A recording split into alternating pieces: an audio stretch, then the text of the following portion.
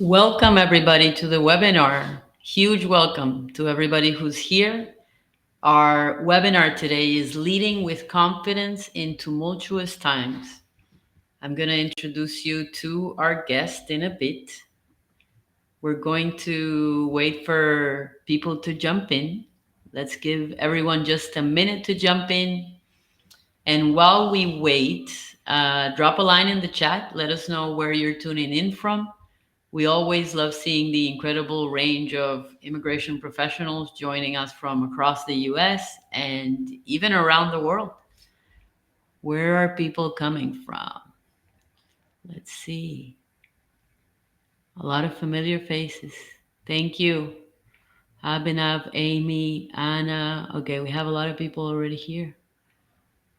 Bobby, Brock, Kara. Thank you, everybody, for being here. Roman is here. Thanks to Roman, we're here actually, and I'll tell you a little bit more about that later. Okay, Florida. Jaime Baron. Welcome, Andrea. Okay, lovely. Let's see. Let's see. Okay, great. I think we have a lot of people joining. Let's get started. So, welcome everybody to the webinar. A huge welcome to everybody who's joining. Like I was mentioned before, today's webinar is a little bit different than what we usually do. So, the topic for today is Leading with Confidence in Tumultuous Times. I'm Marianella Manzur. I'm a partner and CRO at Joorney, and I will be your host today. A quick note on Joorney. I think most of you know who we are, but I always like to do a brief intro.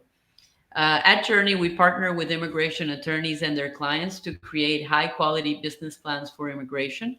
And currently, we are also offering case preparation services to help support lawyers by getting documentation organized and ready to file.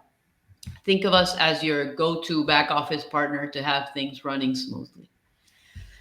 I also wanted to tell you a little bit about how this webinar came to be so I can introduce our guest today. For a slightly more personal introduction, I met our amazing guest Dominic Grew last September at a very fun tennis camp organized by Roman Selichenko, who's actually here, and who some of you may already know. So this was one of the many creative ways Roman has of bringing interesting people together. So we had a wonderful time, played a lot of tennis, and also during one of the group activities, we ended up having a really nice conversation with Dominic, with the whole group about purpose, life, and work challenges. Um, and sometimes we don't realize that behind all the news, behind all the law firms, behind everything that's happening and updates on business immigration, there's a lot of human beings, there's a lot of life, and there's a lot of challenges that happen within everything else that is work, right? So, getting to know Dominic during the tennis camp and learning about how he coached lawyers sparked the idea of this Journey CLE webinar. Like I said, it was a very different focus than we usually have. Usually, we do pure business immigration law, but this resonated so much more today about fast-paced changes that the industry is facing, how people are feeling so many changes and challenges that are hitting us, not just as professional, but also as business owners, as human beings, learning how to support employees and also clients throughout their difficult paths, right? So, to help us explore how to do that, I'm thrilled to be joined by Dominic Grew, founder and owner of Elevate Business Coaching. Thank you, Dominic, for accepting our invitation to be here. Thanks so much for having me, Naila, and thank you also to Roman, who's on the line and is responsible for helping put us together. Exactly. It was so fun. I mean, that tennis camp back in September, one of the best events that I've been, and it's nice because the networking happens so naturally, right? So Yeah, I'm glad that we're here. So thank you, Roman, for that. A little bit of housekeeping before we dive into a few questions. We're going to have a very nice conversation. Before we dive in, if you have any questions during the session, please type them into the questions tab next to the chat button. We'll save time at the end or throughout the conversation to address as many as we can. And I know some of you are also here because we have a free CLE credit with this wonderful topic. So I will be sharing the Florida barcode at the end of the session.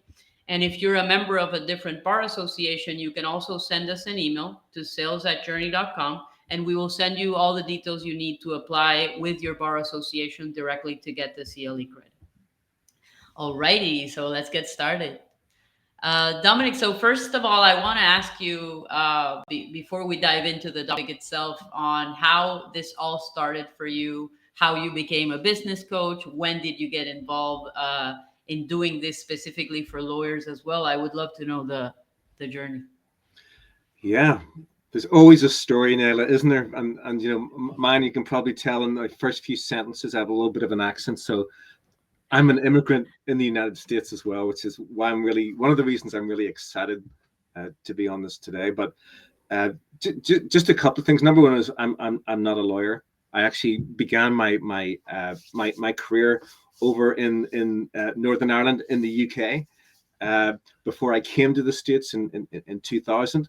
And my career was really I was a COO for global distribution for a big firm. So it's fair to say, you know, I really loved the whole mechanics of, you know, building a business, operating a business, and so on. And I did that for many years until I came to like a crossroads. I think it was like 2017 where, you know, I had the opportunity to leave the corporate world and decide what is it that I'm going to do next. And that took me to ask myself some deep questions like, what are my talents? What am I good at? And what do I have to offer? And that whole process ultimately led me to, in 2019, start Elevate Business Coaching. And really, what Elevate Business Coaching does is we coach and we train and we provide consulting services for law firms. Okay. And that's pretty much all that we do. About 90% of our business is with law firms. And there's a reason for that. And that is, you know, when I launched my business and I put my shingle out there, the first folks that I began to work with were actually solo and small law firms. And in working with them, what I realized was the skills I learned in the corporate world about how to build your business and how to manage employees and how to hire and how to make sure your business is profitable. I found that those lawyers, they were great at their craft, but when they went to law school, there was a huge gap. Nobody had ever taught them the skills that are involved, not on the legal side, but on the side of like finding your business, managing client expectations, all those sorts of things that go into the role of being a business owner. And so I said, well, why don't I make that my specialty? I work specifically with lawyers on that niche. And it's been terrific. I've learned so much, and I so much love working with lawyers, and in particular, immigration lawyers, because of the, you know, life-changing work that you all do. So thank you in advance for that. Thank you, Dominic. No, and that resonates a lot with us because we're parallel to law firms. We work every day with solo practitioners, with small law firms, with big law firms, and as we create those relationships, we also tend to see those gaps. Like many of them have fears, they have a lot of uncertainty. What are other lawyers doing about how to expand? Should they be facing certain updates, certain challenges? So there's a lot of that human component of understanding how to lead your clients, how to handle your employees, a lot of different aspects that, like you say, Dominic, are probably not always taught in law school. So, I mean, I'm happy to be here to be extending some of that knowledge that you already have, and to talk about what it means to lead with clarity, also amid the chaos that immigration lawyers usually face. So let's go back to our title. What does leading with confidence mean for an immigration firm owner navigating constant policy and political shifts? You know, it really has been a tumultuous year. Nell and I were just talking about that before we came on.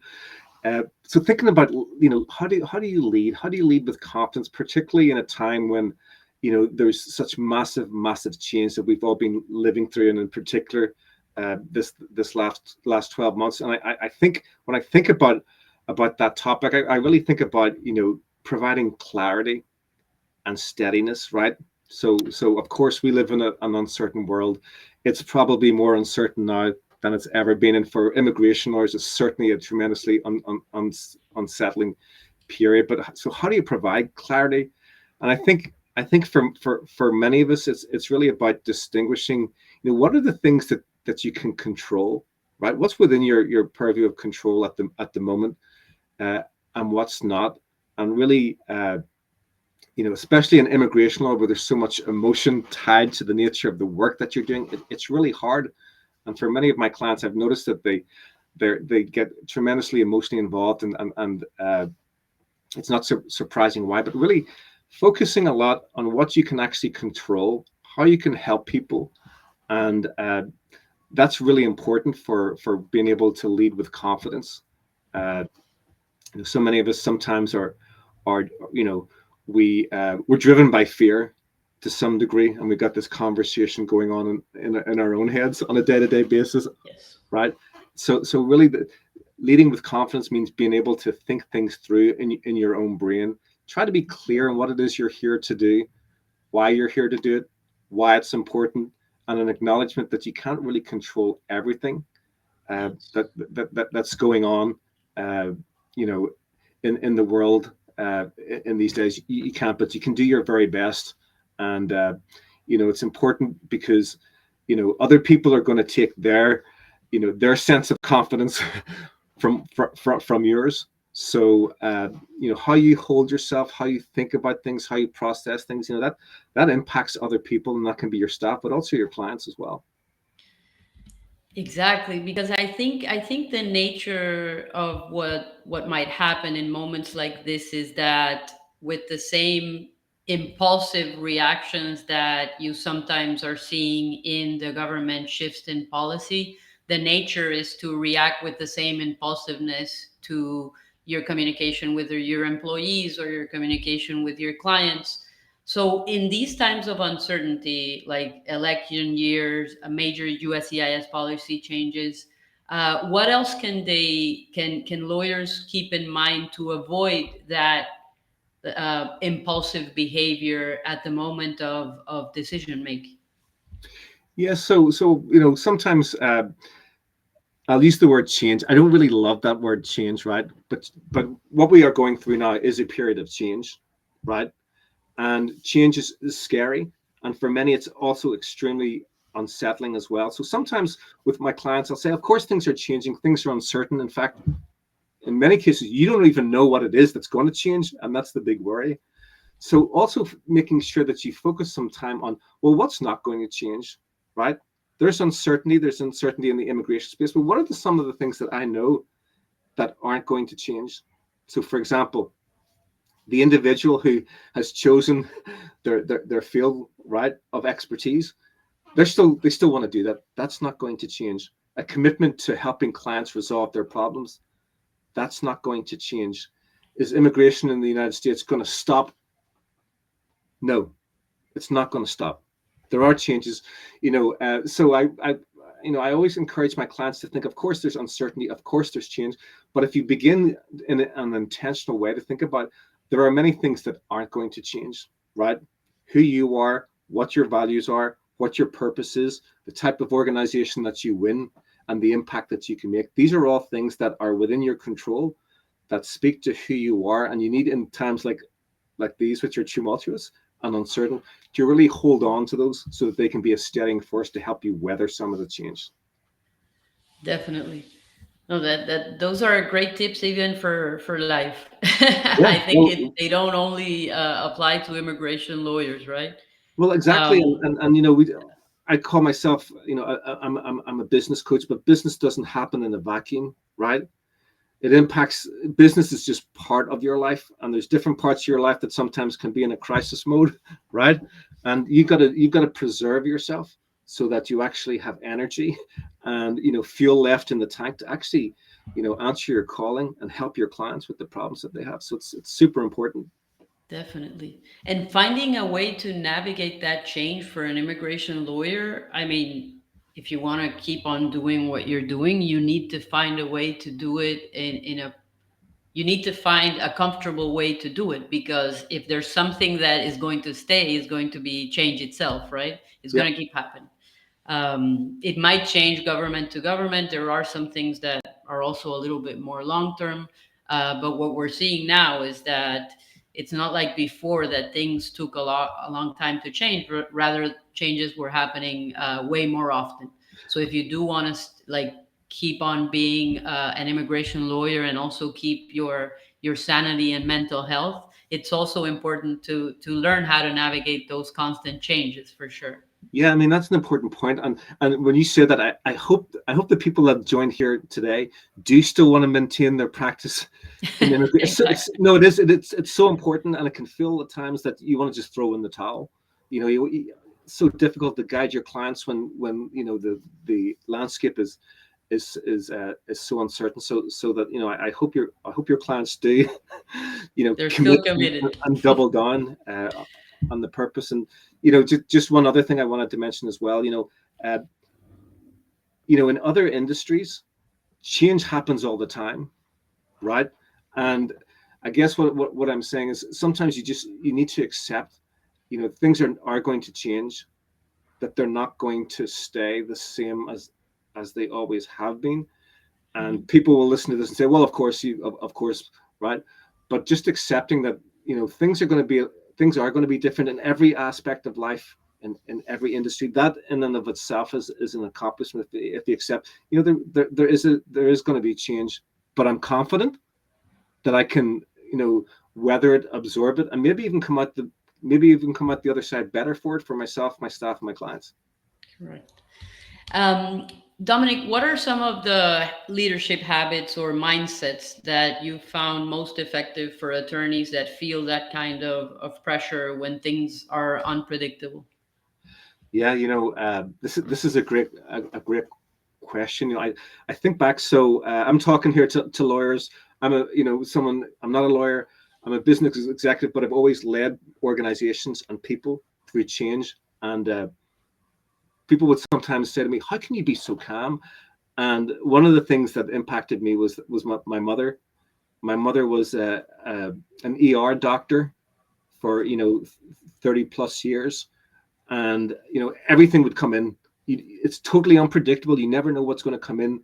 Everything from somebody who has bumped their head, to somebody's having a major cardiac event. So anything can come through the doors. But one of the things that my mother once said to me was, when you're in control, when you're the ER doctor, you never want to run. You don't want to run to the queue, despite what you might see on TV. It's always about being calm first, and then action second. So I think there's some value there when people are looking to you for solutions to the problems that you have, even if you don't necessarily know, right? Or things are changing about. The first thing is to be calm, because you want to project that confidence, and that sometimes means having to calm yourself first, Mhm. right? Exactly. So take a breath, step back from the situation, right? Uh, and assess the situation just like a doctor does. Doctor doesn't rush to conclusions. They pause for a second. They ask questions. So one thing that's really important is to calm yourself first. Others are looking to you, and then secondly, take action. In my work with lawyers, sometimes I've noticed, because they're so analytical and detail oriented in their work, is that uh, they need lots of information. They need that absolute certainty, right? And that's the nature of their craft and what they've been trained to do. But you Mhm. want to make sure that at the end of it, that you also take action, right? So those two Exactly. things: calm yourself first, assess the situation, and then take action. One other thing as well that I also think is really important for attorneys going through these crazy times, is to have a support system, right? Have a support system around you, and that can be it can be a peer group that you're a member of, for people who understand the types of things, the situation that you're in, how you're dealing with things with your clients. It can be a peer group. It can be somebody like me, a business coach, an outside person that you can talk through some of your challenges. Uh, but it's really important that you have a support system in place, because It's tough at the top, and I kind of joke a little bit with that, but it can be isolating when there's a lot of people depending on you to be calm in a crisis, when things are uncertain, where things are moving around. Sometimes it's really valuable just to be able to talk things through with somebody else who's not an employee, who's not your spouse, someone who can kind of you can talk things through with. And I think that's really important, especially when things are stressful. Definitely, yeah, that and that goes for business and in life as well, right? So, like you were Totally. saying, Dominic, your role is very hybrid because a lot is happening from the standpoint of the business, the employees, the clients, but also internally, you Yeah, need to be okay to be able to take on those challenges as well, for sure. absolutely. You need to look after yourself first. There's that expression about you have to put on your own like oxygen mask if you're on the Mask plane, first. right? But you have to, and sometimes we're so keen to help others, and that sometimes the last person we think of is ourselves, and that leads to burnout. uh, and Yes. the road to that, and we probably all experience burnout, and I know I have. uh, you know Overexerting yourself doesn't help your situation or your clients, so you gotta take care of yourself. Definitely. Yes, and what you're saying, it seems obvious, right? Right. Take a pause, be calm, and then act. But in the day to day life, we see people acting without thinking 90% of the time. I Yeah, mean, that's what we see the most. yeah, So and we calm, take a pause, and act yeah, after. and we see, I know through my work with immigration firms, they tell me the same things with their clients. They'll say, Dominic, you don't understand what it's like right now, and I'll say, well, tell me about it. And they'll say, people will call us up, they're freaked out, right, because of stuff that's going on, the real stuff that's going on. Social media, they freak out, and sometimes they do exactly the wrong thing, exactly the thing that we have told them not to do, because it can complicate their situation, Mhm. right? So it's natural, right? And Yes, in these cases, the attorneys are saying, don't do that. Let's just settle this down. Let's not make things worse. Let's just take a pause, right? exactly. So it's the same whether it's your client, your law firm. It's hard. It's hard not Yes, to rush to definitely. take action that could be wrong. But it reminds me also sometimes when we're receiving some of the pressure on when we're building business plans or taking care of case preparation for lawyers, we see a lot of stress happening during the process. And we try to also zoom out and say, okay, this pressure is also coming from the uncertainty and the pressure that they're receiving from the situation, from their clients. So let's try to be neutral. Let's try to be supportive. So there's a lot of that. It's important to have that understanding as well when you're around Hmm. immigration lawyers that face so many challenges daily. um, what's one leadership discipline that helps immigration firm owners stay proactive instead of reactive when Yeah, everything is going crazy? yeah. Usually it's the other way around, right? We're fighting fires all day long, right? The reactive. But one of the things that anybody can do, right, is I call it like having your weekly thing, your weekly ritual. I'm a big fan of at the end of the week, that can be Friday at 4 p.m., 5 p.m. Maybe it's a Friday evening, maybe it's a Sunday evening, you're getting ready for the next week. But this thing of like kind of sitting down with yourself, uh, and just kind of identifying like what happened this week, how did things go, what are the what are the what are the things that didn't happen this week that need to happen, right? Hmm. What are some of the top priorities? And the one that people always forget about is, what are some of the successes I had this week?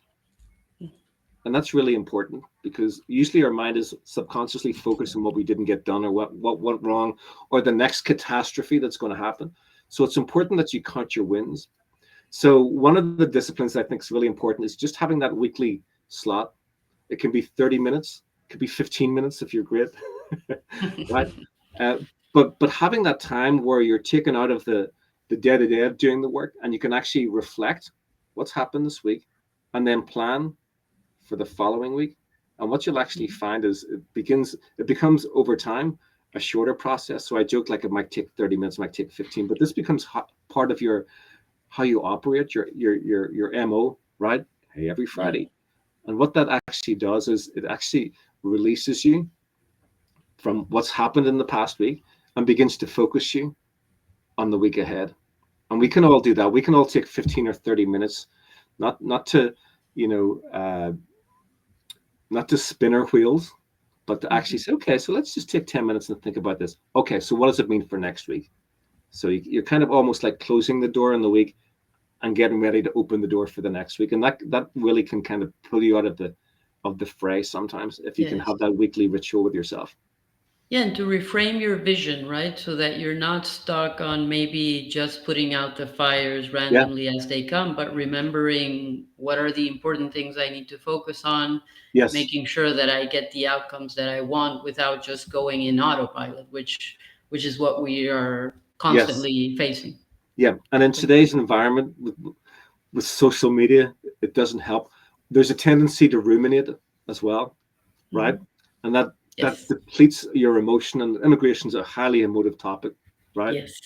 So we got to do whatever we can to preserve ourselves so that we convert ourselves to the action that we need to take next. What's next? Correct, correct. So Yes, there's a lot of venting. yeah, Some on LinkedIn, some at the back end. But yes, I mean, there needs to be a circle, right? Okay, yeah, we let it all out. Now let's reframe and yes, see where it is we're going. And I think it's positive specifically for immigration lawyers because clients and people who want to come to the US are also watching and listening, right? So yeah, if we're constantly venting, it's also a way to say, this is difficult, don't even try it, right? right, And it is difficult. We're not saying it's not, but yes, there always needs to be the circle back on saying that's why immigration lawyers are here for to help you navigate because things are difficult, not because they're easy, right? So there's a lot of that. So we've spoken about the lawyers themselves and how to manage uncertainty in general for themselves mostly. Let's talk about how immigration lawyers can also maintain the morale and the engagement on their teams and also with their clients, right? Because it's not always themselves, but also trying to see how they can keep their employees also motivated, engaged, and not full of anxiety. yeah. How can we do that? Well, absolutely. You know, it goes back to the thing of put your own seatbelt on first. Like it's almost impossible. Like if you're not maintaining your morale, you can bet like it's not going to help your clients and it's not going to help your staff, right? So first thing, check yourself first, right?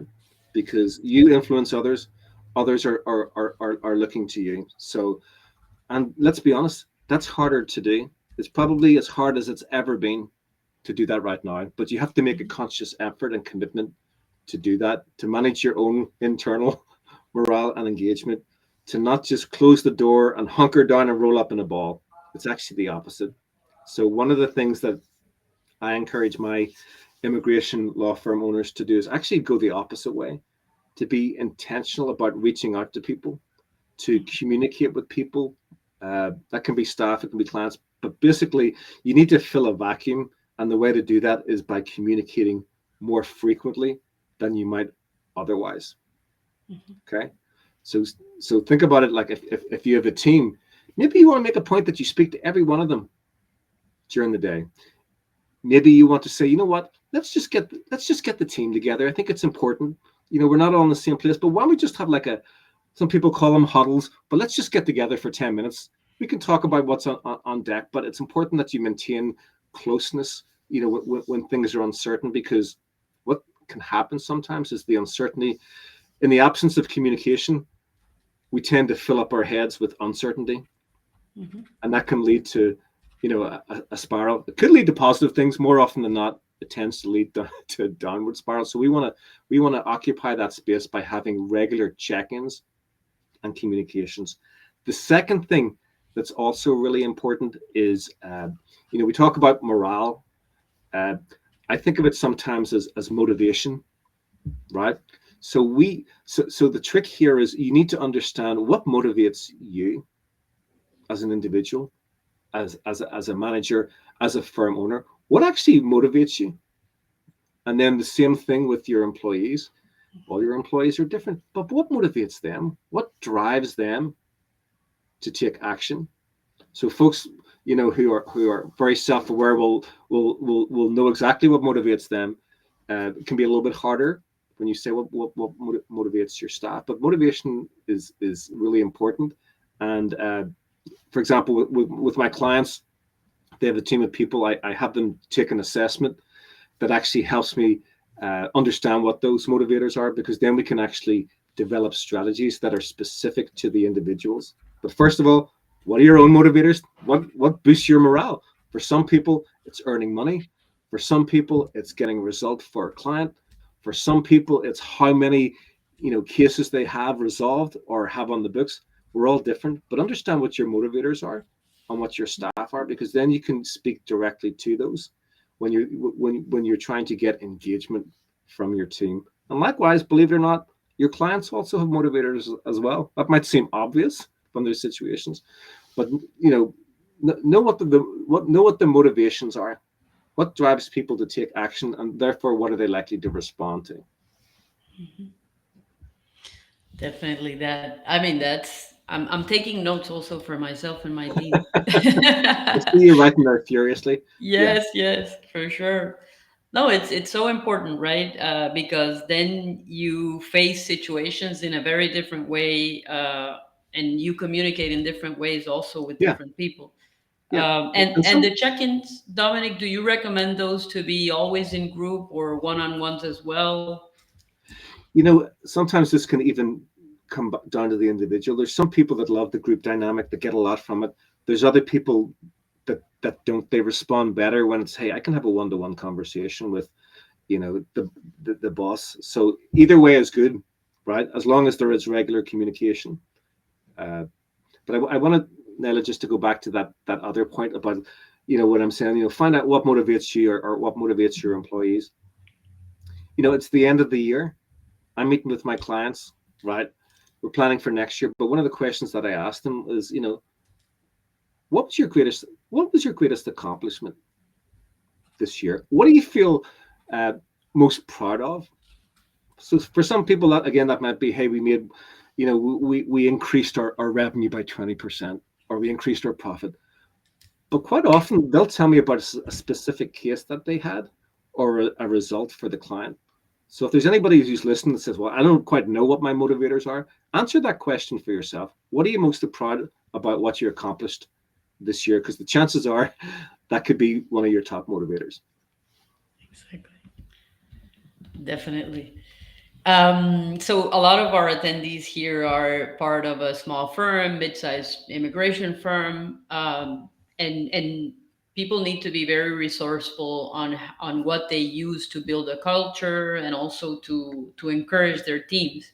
What practical steps can they take to build that culture, additionally to some of the ones that you've mentioned, so that the team also becomes more adaptable, resilient, without necessarily it having to be, I don't know, free mental health for everybody and things like that, that can also add a major overhead or Yeah. complexity to the structure that you have.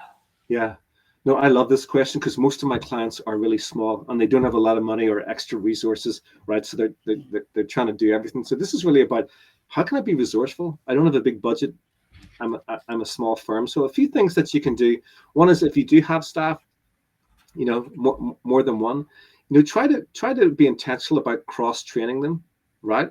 I mean, are there tasks where you have more than one person that's able to do it, right? That's important. That can give some relief. uh, Simplifying processes and streamlining. I have an immigration firm. I'm working with them actually later today, uh, and I'm asking them, like, how are you using technology? And so we're actually working on a process where we actually ask the staff who are doing the work, say, hey, everybody's talking about artificial intelligence and this and that. Tell me about the parts of your job that you think could be made more efficient. That's number one. And then the number two is, go and investigate that, explore it, explain, go and explore how you could leverage technology to do your job quicker, faster, and better.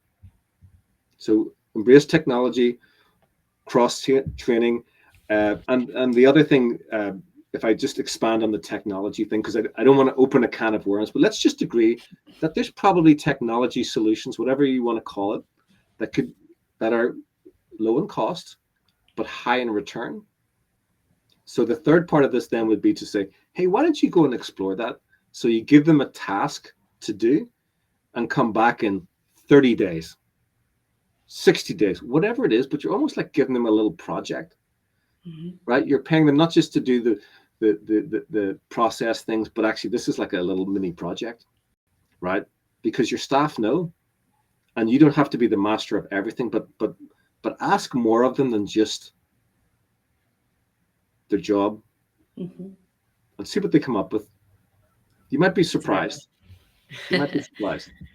Yes, there's usually the assumption that they're too busy to go do that, or they don't know it should be coming from me. Yeah, So a lot of assumptions and limitations that we place on yeah, ourselves before going ahead and doing that, yeah. right? And you know what? Sometimes that might be right, but more often than not, I find, I find there's surprises. They're like, wow, there is something. They are thinking there's, I need to get that brain of that person working more like this, right? They feel Exactly. empowered. Yeah, So and that's an interesting point, right? Sometimes like the main partner of the law firm, or yeah, the boss, I mean, they don't have all the answers. When a team is stressed and full of anxiety, what's the most effective way that, despite not knowing the answer, they can handle the situation with stability and confidence? yeah. Engagement, right? Asking people. It's kind of like, we keep coming back to this thing. Hey, it applies for life as well. But a problem shared is a problem halved. If I'm the business owner, how stressful is it for me to be the person that has to come up with every solution? Hmm. Very stressful, right? So engaging other people, say, hey, maybe we can. You don't always have to just give it to them. Sometimes you can say, hey, maybe we could figure this out together. Maybe we could have the two of you work together on this, right? You're probably number one is it reduces the stress, right? Because it's not just one person. Hmm. And the point number two is quite often you'll come up with a better solution. Oh, and you've also built some teamwork and camaraderie now, and actually Yes. finding off, and that goes to like the building the culture of improvement, right? So good things happen, but Yes. sometimes lawyers will default to that. I got to do everything around here. People. If I didn't do it, nothing would happen. Well, I challenge you to say, let's assume that you have capable people working for you, and that there is a solution out there that you don't have to come out with. How do you Exactly. how do you bang on that door to find out if that's true? So you try it out. Exactly. It reminds me also of our team. I mean, there are a lot of decisions that are being made on the day to day, and sometimes we feel the responsibility of just, yeah, solving Yeah, it ourselves.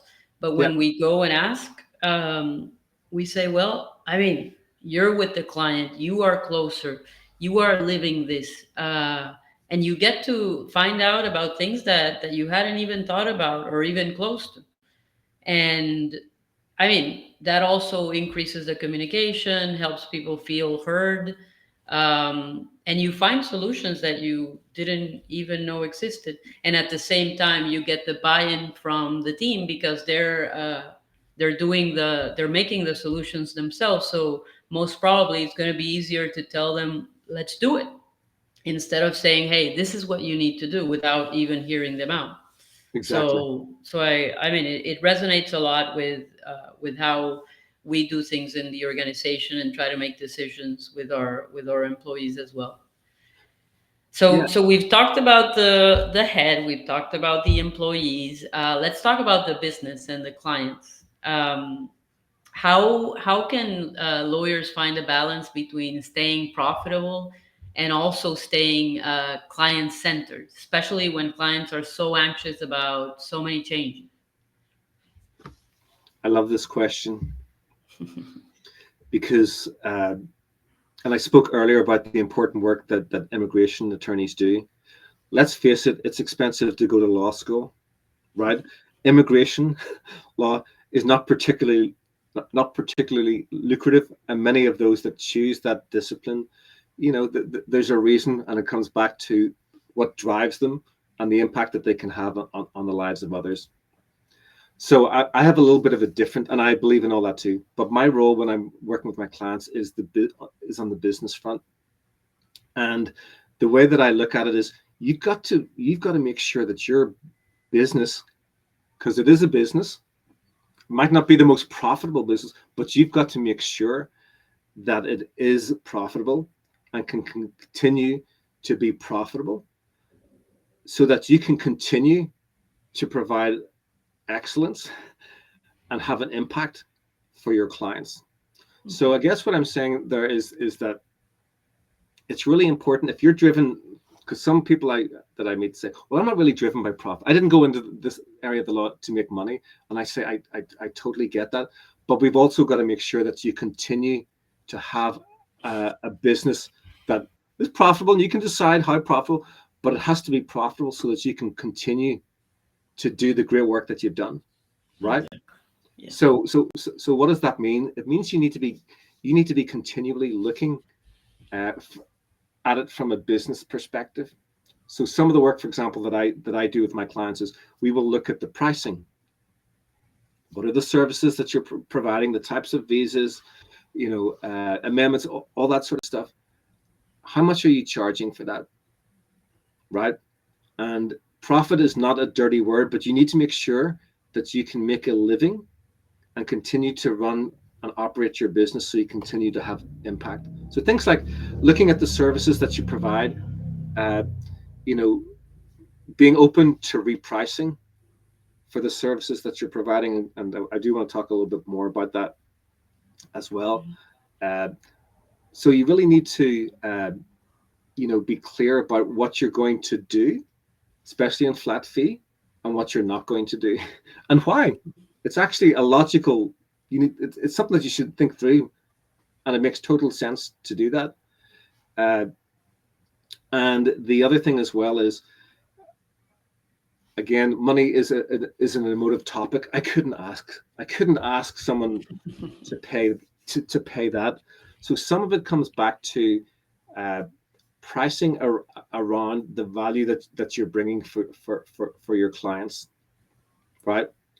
And I know from my work with immigration attorneys, generally speaking, they're not out there to screw people for every dime that they can get. It's actually the contrary, right? Exactly. Um, so you got to constantly be looking around. You got to constantly be looking am I charging the right amount because the landscape has changed? Can I still do this flat fee? There might be areas of the immigration practice that you just don't want to do anymore, and it might be quicker and faster and better for everybody if you pass that to another attorney. Mhm. There might be ways to bolt on other services or practices to yours as well that can make your business more profitable if somebody is struggling or doesn't want to work so much. So you got to get creative, but you do have to do the two things of uh, it's a business, it needs to make money, and also uh, you know client service, still being focused on providing the advice, the guidance to your clients, right? But the two don't have to be mutually exclusive. You can do both. So you got to make sure that you're providing, the right guidance to your clients, the right advice, but also that you're getting paid for it.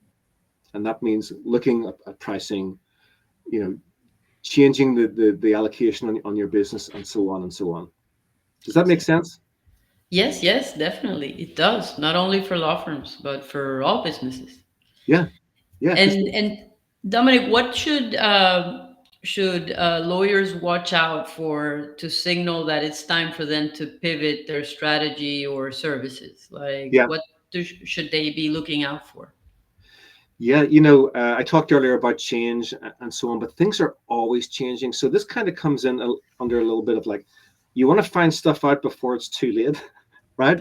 So you need to be looking ahead constantly, and that sometimes can make people even more nervous because the environment's so uncertain. But one way I mentioned there was about having peer support. So talk to other immigration lawyers, right? They may not have all the solutions, but you'll have the ear of people who know and understand. Business coaches, people like me as well, who can offer some insight from what they see and hear from other immigration lawyers as well. Uh, Another source is if you like your financials, your the key performance indicators in your business. Uh, what does lead volume look like? Where's it coming from? And then that feeds through to some of the lagging things as well. But there are things in your business that predict, what how your business is going to be operating 3 months from now. And then the other thing is as well that I want to mention is look for sources of data that are out there about the immigration industry. So, for example, Neil, I saw you posted about this yesterday, and I thought, what a great example. And you were talking about the adjudication data, Of the the third, NIW.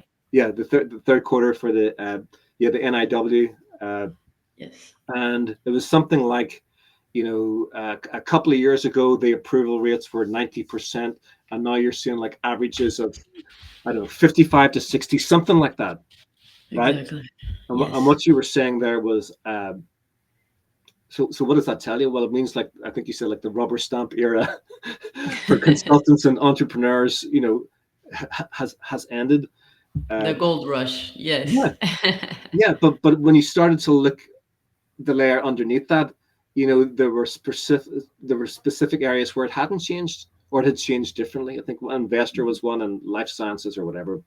I Mhm. don't remember, but I thought, what a great source of information, and how do you use that? And when I looked at it, I said to myself, so that tells me that if I'm in that area of the law as an attorney, I can charge more because there's a higher degree of scrutiny, Mhm. which in turn means that there's a higher need to get it right first time. So it was actually an Invest a opportunity. lot of time, right? Yeah, More time making sure all the documents are gathered properly. Yeah, there's a lot of expectations for each of those cases for sure. yeah. So for me looking at it, I was actually saying, wow, well, there's an opportunity. In the past, maybe you charge this, but it's a different environment today. Higher level of detail, it's going to cost more. So looking at Mhm. what's the market data telling you, it's always very helpful. And sometimes Yes. that's published, sometimes it's colleagues, sometimes it's from other people like you who see people from across the industry. Yes, and I remember when we were at the tennis camp, Dominic, that it's about the business strategy, but also about what you want to do for yourself, right? And I see a lot of lawyers that I talk to. Some of them, I mean, they say, hey, I do, I don't know, 3, 4 cases a month, but I'm okay with it. Yeah, I'm super happy. I can pick my cases. I don't want to, I don't know, get 20 cases a month and then have to work on projects that I don't want to. I get to do my own work, which I want to. And then there's maybe another lawyer who's focused only on revenue, and that person is focused on delegating, finding how they can outsource some work so that they can grow more. So it's the business strategy, but also tied into their strategy as a person, as a business owner, to know what they're valuing. There's a lawyer that I talked to that she has had her law firm for many years, and her dream was to not work on Fridays, for yeah, example. So then she was able to build a team where she worked from Monday through Thursday, and that was perfect for her. And there is another firm that if they don't do 100 cases, then they're not happy, yeah, because that's the focus of the business and the person who's leading it. So I think that part about understanding the business strategy under the lens of what success means to you, it's also a big part of determining where you want to go with certain things, right, in the business. yeah. And it's interesting because uh, big firm, you can't influence it as much because it's not your values, not your vision. Smaller True. firm, you can shape that. Maybe you just work for yourself, and you can decide on your own terms what's going to work, for you, and that's a process. But there's never been a better time in terms of uh, you know being able to manage your practice on your own terms. you Mhm. know that there's all sorts of tools and support now that there mightn't have been in the past. You have enterprise technology available for inexpensively, but that I would encourage folks, find out what is it that you want. Is it like Nayla mentioned, the person who can have Fridays off or only wants to do 4 cases a month? Or maybe it's not about, maybe it's about volume. You want to help as many people as you can. That's fine. But it's worth, putting that together in a business plan, because it Mhm. helps all your decisions further down the line when you know what it is you're doing and why you're doing it, and why you've chosen the model that you have to execute on. Definitely. We've talked about it. We've talked about this throughout the conversation, Dominic. But I mean, going through uncertainties can take a personal toll.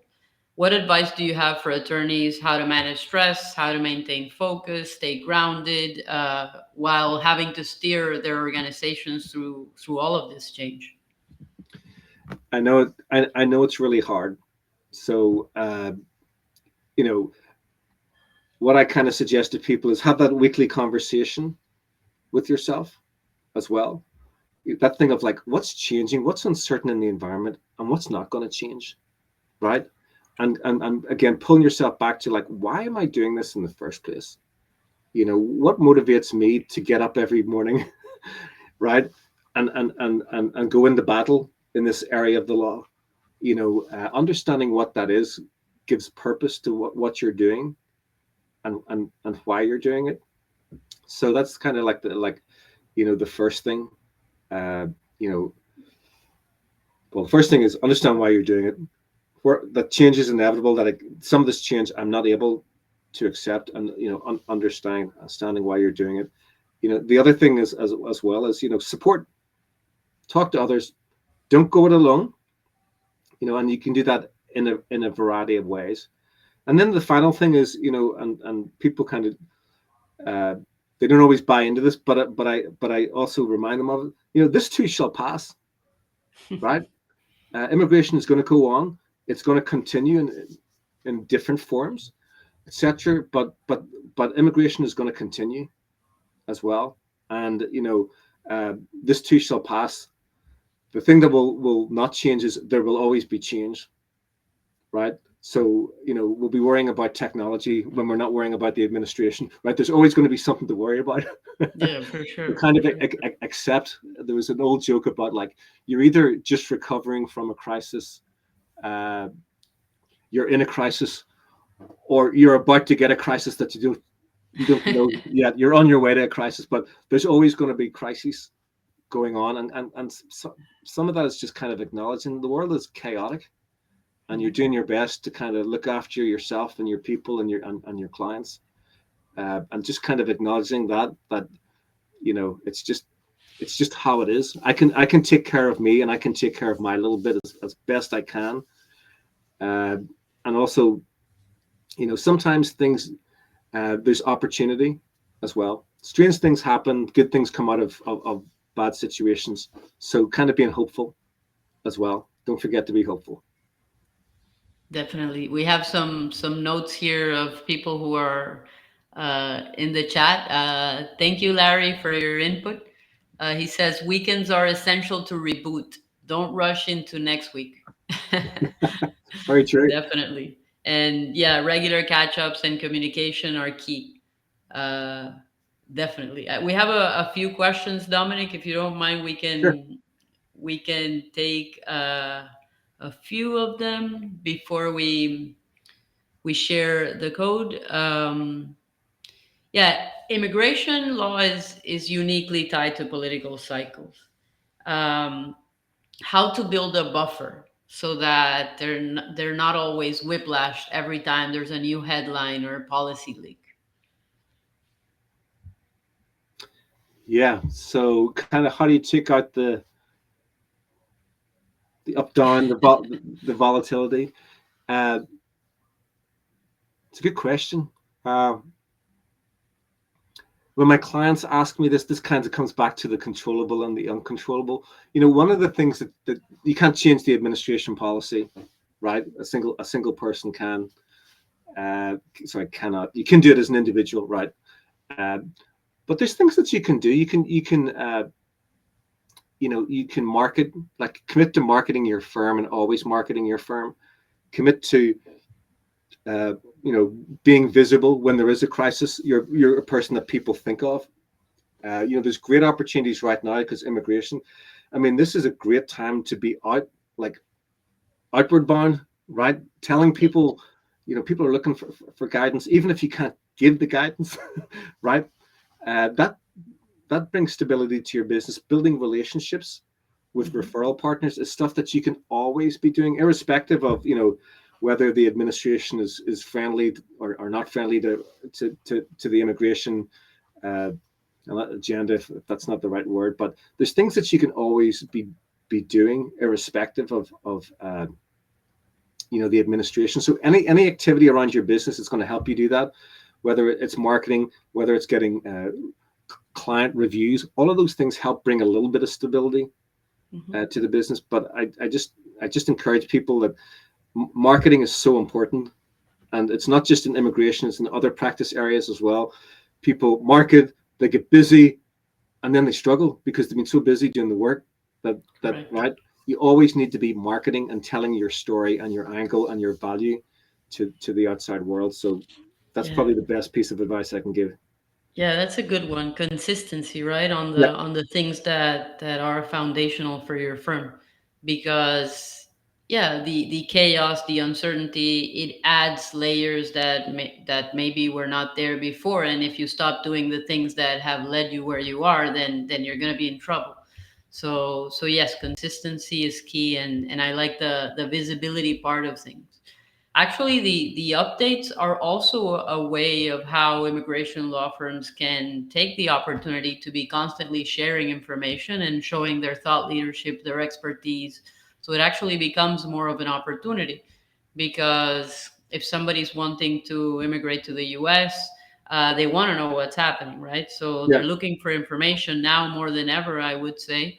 So the fact that it's changing constantly gives you that platform to be able to communicate with them. And I've also seen a trend that when these things are happening, there's a lot of complexity, there's a lot of terminology that sometimes the end client doesn't know about.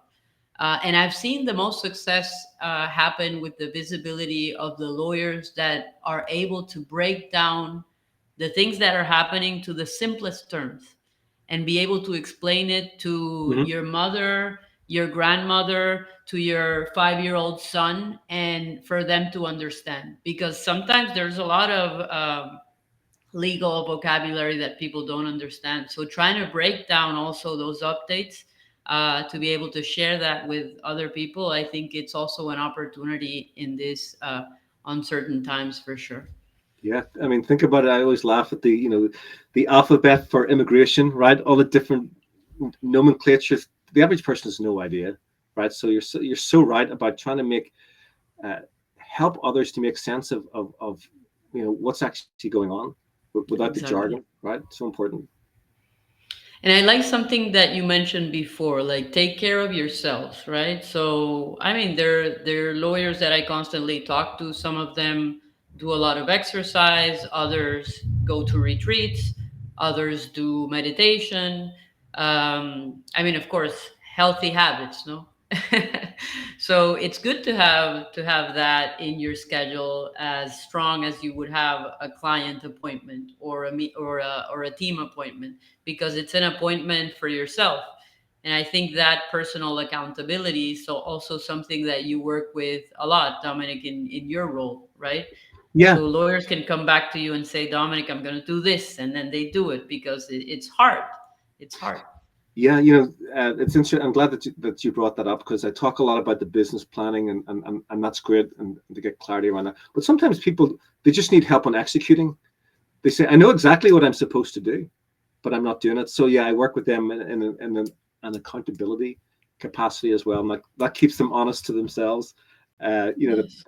That they do. But yeah, looking after yourself is very important. Uh, Tennis is a good. You mentioned there yoga, Nela, but we have to mention tennis. At least Yes. has worked well, for us. But if you are into sports, sometimes things, especially something like immigration, it's so technical sometimes that you get into the weeds. And sometimes I'll just say to my lawyers, if there's a sport that you like, just think of it as this is a game. I know there's consequences for sure, but think of it. Your job is to, if you're on the field, you can't control everything that's going to happen, right? Mhm. But you can control your role, and you can compete, right? You can. There's levers that you can move so that you can compete on the field for your clients. Uh, Exactly. and then as a sports person, always getting a little bit better. How could you do it better? Being open to that idea that there's a way. There's a way. Exactly. There are solutions here. My job is to find them and to find them as quickly as possible, so I can be the best tennis player, yoga participant, immigration lawyer, but always looking for improvement. Exactly. And what you were mentioning about the consistency is a big one, right? If you do want to be a good tennis player, I mean, you need to be consistent, you need to be disciplined, keep doing the things that you're doing for a longer period of time so that when you do show up to the tennis court, then you're more ready for when these difficult times appear. And you're Yeah, able to pause, to strategize, and to be that's able right. to know what your next move is going to be. Yeah, you know, Um, uh, yeah, it's consistency, just like for a sport, consistency with your business, and then the other thing, and sometimes you can show up and you do the same thing every time, and so you don't get any better. You're just repeating the same bad exactly. habits. So that thing, and that's why I mentioned about working with an accountability group, a coach, a peer, somebody who's going to ask you those questions. Like, you've been doing Yeah, this a long time. You know, how satisfied are you with the results that exactly. you're getting? Have you tried holding your racket this way? What about if you did this? What about if you did that? Have you thought about, so getting suggestions or input from others is also very helpful, because just like when Michael Phelps was swimming in the pool, he can't see what he's doing, but somebody else can. You know, uh, Exactly. yeah. So that's helpful too. So I've gathered a few things that you've mentioned throughout the conversation, Dominic, and then we can do a few closing remarks, and then I'll share the CLE code because we're already 1 minute and three one p.m. 1:03. So calm, take a pause before you act, get a support system, get support from your peers, have your own little weekly ritual, which I think it's very beneficial. 15, 30 minutes, what did happen, what didn't happen, top priorities, successes. Check yourself first. Communication with your team, regular check-ins either by group or one-on-ones. Make sure you know what is motivating your team so that you are able to communicate throughout these challenging times. Make sure you also celebrate your wins. What are your greatest accomplishments? And consistency, for sure. Keep doing the things that you're doing, even in tough times, so that you're able to not only survive, but come out greater on the other side. Did I miss any? Wow, we covered a lot. When you played all that back, I was like, wow. Yes, and a lot of the things are like I was saying. I mean, they apply to life. They apply to business owners that are facing challenges, and yeah, and also, I mean, we're very empathetic on immigration lawyers in general because they have a lot of responsibility with the clients. These are life changing decisions that are happening, and it's a beautiful purpose to have, but it's also very stressful. So it's important that we take care of ourselves so that we can also take care of others. Wonderful. So yes, Dominic, if you can throw in a few closing remarks. Oh, we have Maria. You remember Maria Matvinko from the tennis Oh camp yeah, as well? She of says, "Thank course. you so much for this conversation. It's so important to know that I'm not alone in this." She says. You're not alone, for sure, Maria. Yeah, final remarks. You got most of them there, but keep going. Don't give up hope. You do tremendous work. You were never taught at law school how to run and operate a business, but it's essential that you do. And if I can be, of any help, reach out to me anytime. I'm happy to chat with anyone. Wonderful. Thank you so much, Dominic. And that's a great closing remark. We need to like immigration lawyers to give also themselves a lot of grace, right, with for Yeah, all for the sure. work that they're doing, and pat themselves in the back so that also they can keep doing the strong work that they are doing for sure. We've shared the information, Dominic's information, also on the chat. So please reach out to Dominic, and you can reach out to us at Joorney. We're here to support you. Thank you, everyone. Great questions and discussion. And thank you, Dominic, for accepting our invitation and being here today with us. Thank you, Neda. Thanks, everyone. Bye.